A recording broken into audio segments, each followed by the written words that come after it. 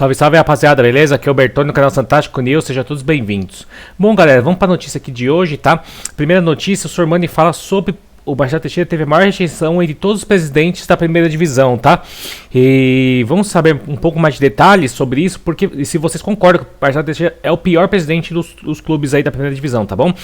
Deixe os comentários que vocês acham, o trabalho dele, tudo, e se vocês concordam. Se vocês quiserem ver o vídeo completo, tá lá no canal do Sormani. A respeito dessa notícia, aí tem alguns pontos que a gente tem que levar em consideração, que deixam o torcedor do Santos enraivecido com a administração do Marcelo Teixeira, tá? Então, por exemplo, Marcelo, é a história da SAF.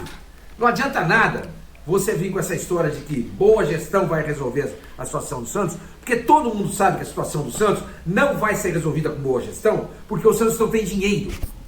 E uma SAF traria dinheiro para o Santos. E outra coisa, o pessoal fala, mas o Palmeiras e o Flamengo não são SAF e tem boa gestão.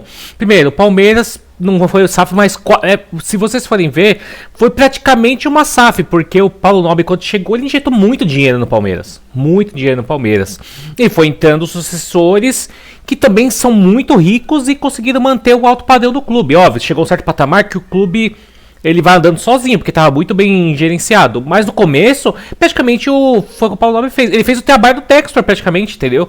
Injetou muita grana, investiu no clube, e aí o clube se transformou o que se transformou hoje. E as outras gestões foram mantendo. A própria Leila tirou dinheiro do bolso, tudo. E o Flamengo, por ter uma massa muito grande, mídia, todos os fatores também arrecada muito. Então isso ajuda. E também poderia ser tá bem gerenciado nesse sentido, porque o Corinthians é um grande exemplo, que é o segundo clube que tem maior assim, massa e é um clube quebrado, né? Então também é méritos do Flamengo chegar nesse nível, né? Eu sei que você não gosta de SAF. Você falou naquela entrevista. Mas você sabe a minha opinião sobre SAF, né? Tá aqui em cima, né? Eu sempre fui a favor de SAF no Santos, que eu acho que é o único jeito do Santos brigar com esses clubes lá em cima. Boa gestão não vai mais resolver, não. Pode até ir bem um ano ou outro, igual aconteceu ofuscar alguns péssimos trabalhos, tipo do Pérez em 2019, que o Santos foi bem com o Sampaoli, ficou vice-campeão brasileiro, chegou na final da Libertadores outro ano, mas eram gestões pavorosas, assim, péssimas. Mesmo assim, o Santos quase brigou por títulos naquele ano. Entrevista coletiva, que no futuro o Santos vai ser SAF, mas que agora não está à venda. Mas não adianta, Marcelo, é aquilo que eu falei para você uma vez, e torno a dizer, o Santos não é seu, o Santos é da torcida do Santos. O que a torcida do Santos quer? Uma SAF. Por que ela quer uma SAF? Porque ela olha para o resultado em campo e não vê nada de bom. Porque ela olha para o Botafogo, que não era uma SAF, era um time igualzinho ao Santos nesse momento. Aliás, está numa situação muito pior. Muito pior. E hoje é o campeão da Libertadores e o campeão brasileiro. E chegou às oitavas de final do Mundial, embora tenha sido eliminado pelo Palmeiras na tarde desse.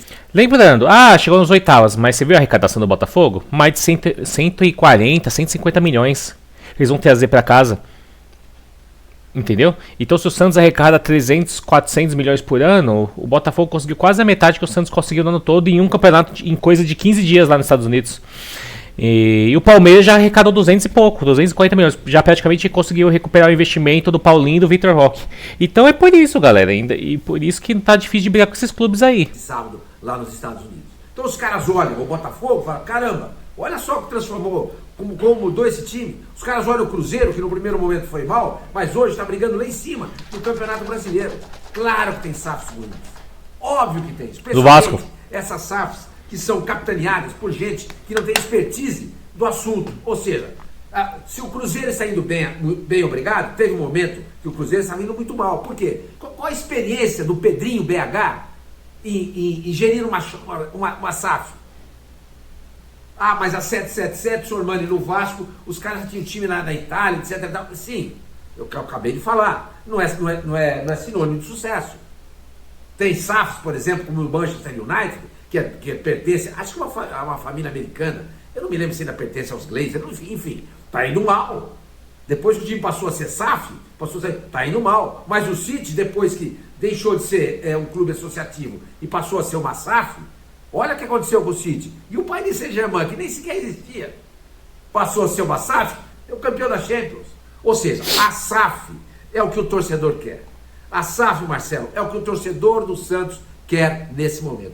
E cada vez que você vem a público e diz que o Santos não está à venda, que o Santos não está sendo preparado para se tornar uma SAF, a rejeição a você aumenta cada vez mais. Então isso pesa, galera, pra ele ser muito mais coisa, justamente porque ele falou que o Santos não tá à venda e porque o Santos não tá preparado para ser uma SAF. Eu já sou o contrário, tá? Eu acho que não dá mais pro Santos viver de modelo associativo, até porque o Santos não tem uma arrecadação, não consegue fazer uma arrecadação alta igual esses clubes.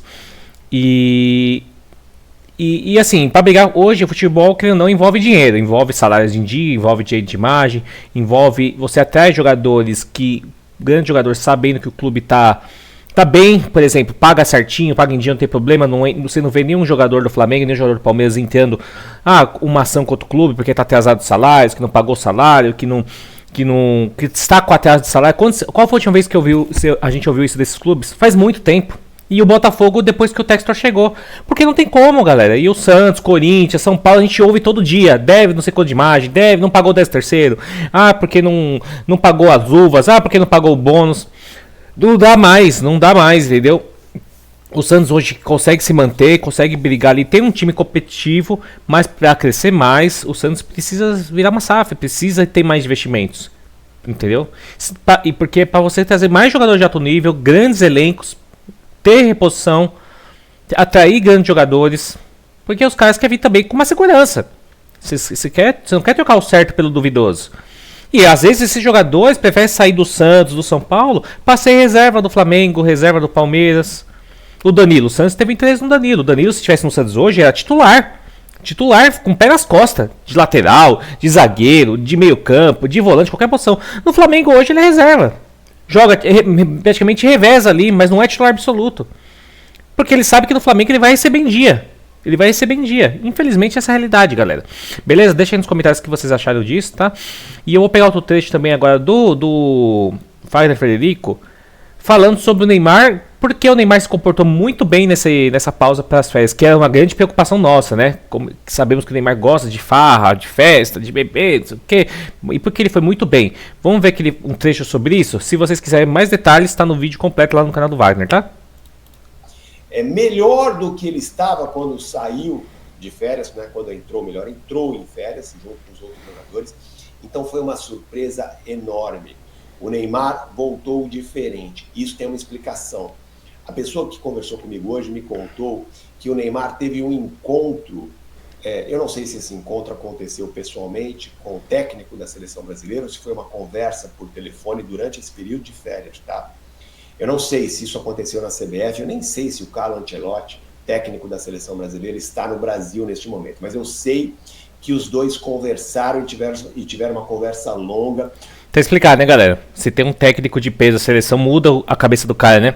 Você acha que com o Dorival, com todo respeito ao Dorival, com o Diniz, o Neymar ia se importar em cuidar da parte física dele? Porque ele sabe que esses caras é pressionado a convocar ele, né? Ele sabe que Diniz, Dorival tem que convocar ele. O Dorival convocou o Neymar machucado. Pra você ver. O Ancelotti não. Ele sabe que o Ancelotti tem peso e tamanho pra poder não convocar ele.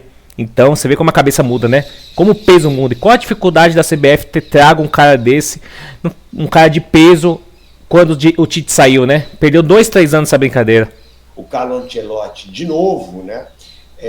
Disse ao Neymar, eu digo de novo porque quando ele fez a primeira convocação dele pela seleção brasileira, ele convoca o Neymar na pré-lista, depois ele desconvoca o Neymar e ele liga para o Neymar para explicar por que ele não, né, manteve a convocação dele, porque ele iria fazer 2 jogos decisivos que iriam definir ali a classificação da seleção brasileira e ele precisava de jogadores já prontos fisicamente, por isso que ele deixou o Neymar de fora. E nessa conversa, ele disse, Neymar, E lembrando que o Neymar estava muito pior fisicamente quando o Dorival convocou do que essa que o Ancelotti não convocou. O Neymar fisicamente estava melhor nessa, que ele não foi convocado, do que a que o Dorival convocou ele e depois foi cortado. Preciso de você, eu quero você precisa agir assim. É o último ano que você tem para ficar bem até a Copa do Mundo, você tem que jogar, você tem que chegar com ritmo de jogo. A seleção brasileira precisa de você, eu conto com você, mas você precisa seguir, né, um programa de recuperação e isso tem que começar agora. Pelo que me contaram, o Neymar teve essa conversa com o Carlo Ancelotti, mais uma vez, não sei se foi pessoalmente, nem sei onde está o Carlo Ancelotti, mas sei que ele teve, né? Se foi por telefone, se foi por uma chamada de vídeo, eu não sei como isso aconteceu, não me deram esses detalhes, mas houve um contato muito importante entre o Neymar e o Carlo Ancelotti, e isso fez com que o Neymar realmente voltasse mais focado. Tá explicado aí, né, galera? Ele vai contar mais detalhes no vídeo também sobre essa volta do Neymar. O Neymar foi muito bem nos testes, muito bem na parte física dele ali, nos testes que o Santos fez pós-férias, né? E isso foi importante, mas a gente sabe que isso estimula e também pressiona o cara, né? Sabe que é um cara grande ali que também que tá na seleção hoje, que não dá, que pode justamente não convocar ele novamente, não convocar ele se ele não estivesse cuidando. Então foi um alerta pro Neymar também.